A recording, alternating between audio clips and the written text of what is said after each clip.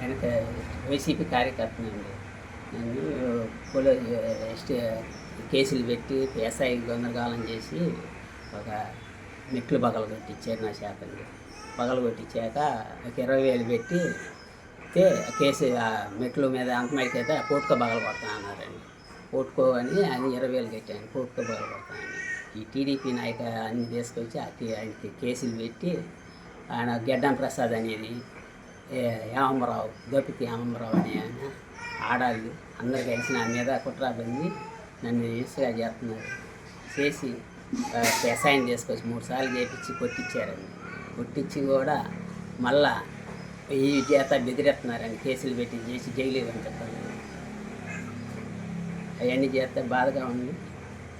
ఇంకా అన్నం కూడా తినకుండా బాధపడుతున్నాను. మీరే పని చేయను.